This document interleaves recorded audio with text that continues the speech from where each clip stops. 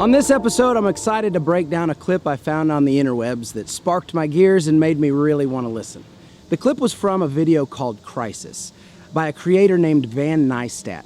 Crisis is a video that goes into what it means to be in what the video refers to as turnings.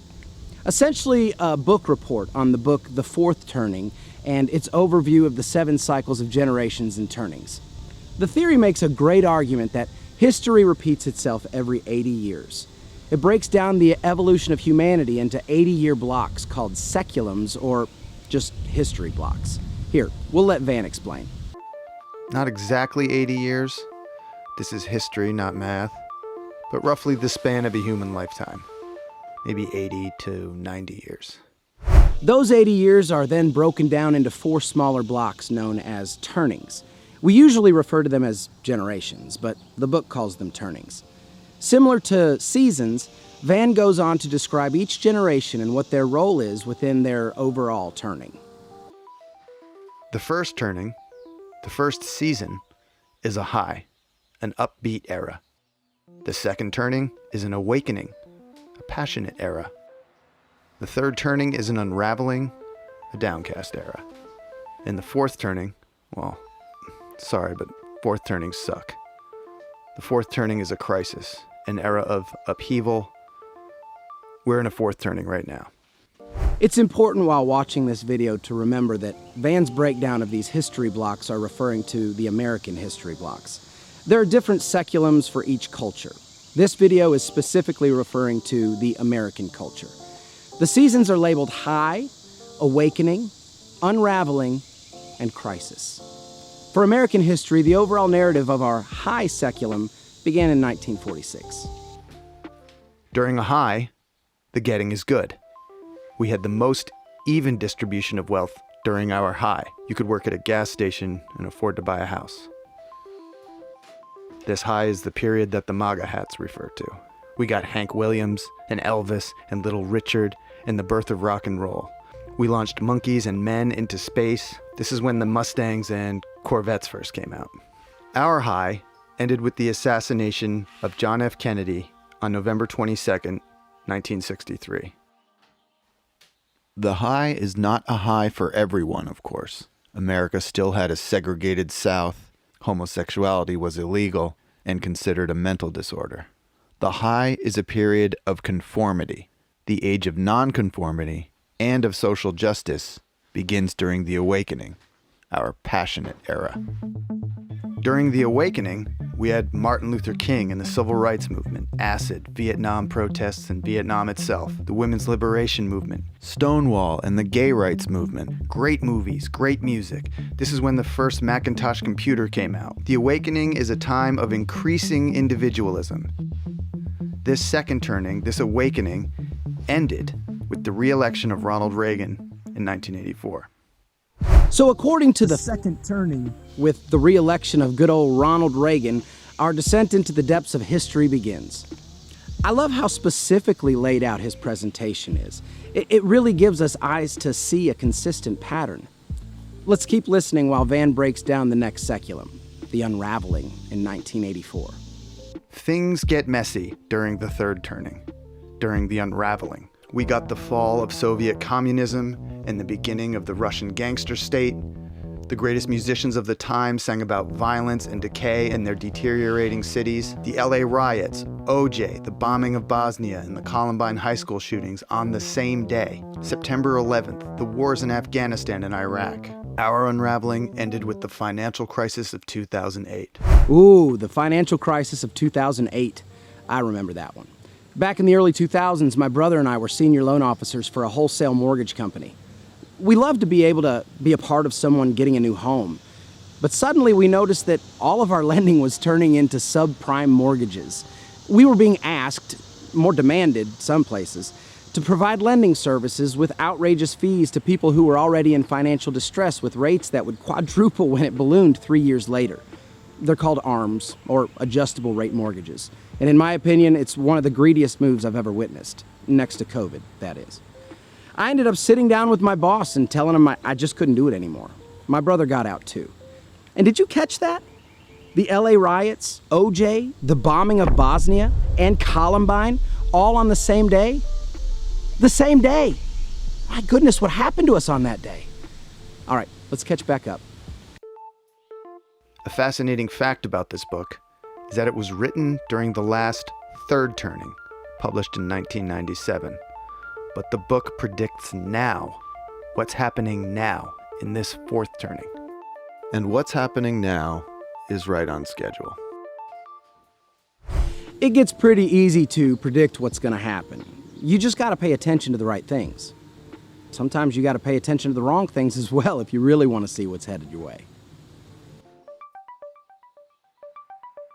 80 years ago, in the last fourth turning, America had her Great Depression, then World War II.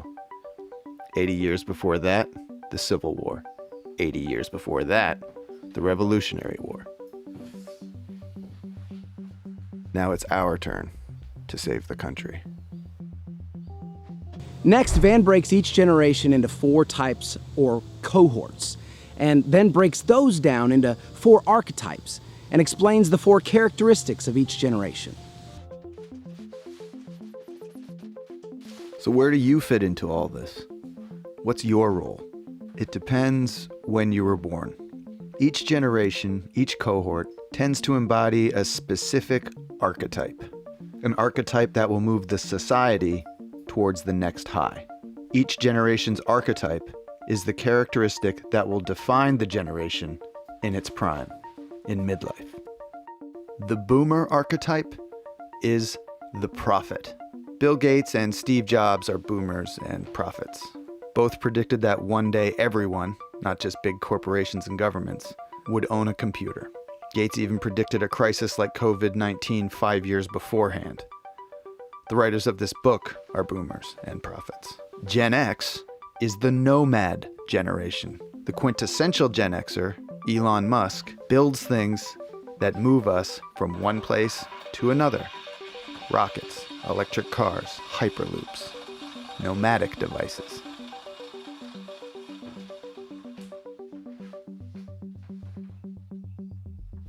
But the millennials, raised during the unraveling, will emerge as the hero generation during this crisis. These are the Parkland High students, the frontline hospital workers, and Malala Yousafzai. The book says millennials will be the World War II heroes of our history block. We don't know what Gen Z will do, but they will be an artist generation. From them will emerge the next Bill Withers, Toni Morrison, or Bob Dylan, all born during the last crisis, all from an artist generation. Are you starting to pick up on the pattern? If you break down each history block, each generation, each cohort, each archetype, each character, you see that we can begin to find a piece of ourselves within each block of history. Because you can see all the different elements involved in the pattern and find a piece of yourself in there. Isn't that exciting? The power to choose who you want to be in each block of history, it becomes evident. Speaking of patterns, let's see what our history looks like following this formula. The history block before ours ended with World War II and began with the Civil War, 80 years prior. The history block before that ended with the Civil War and began with the end of the Revolutionary War, 80 years prior. Every 80 years or so, something big comes along and changes everything. And now, we're at the end of our history block, right in the middle of our crisis. We're in the process of changing our world again. The authors of The Fourth Turning tell us that these crises are like forest fires. Unpleasant, but necessary, they clear the woods for new growth. As we work towards our next high, this crisis will tilt the playing field away from the old and towards the young, they tell us. But the victory is not guaranteed.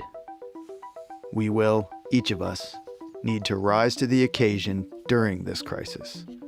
We will need to develop and fortify our virtues as we pursue a greener pasture. Greener pastures. I like the sound of that. Being from a farming community, I understand the importance of cultivating the soil prior to planting a seed. The thing is sometimes we cultivate our fields for corn when we should be cultivating it for grass seed. We've become a culture that's lost control on how to cultivate our fields. We've got farmers over here plowing for corn while the seeders are throwing grass seed. You do that and you get a bumpy green carpet. Grass is a lucky plant. It takes just the right conditions for it to take.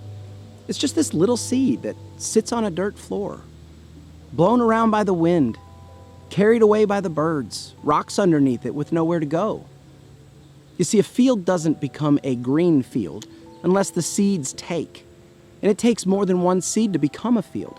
So a green pasture, to me, is a perfect picture of peace. The more grass there is, the easier it is for other grass to grow.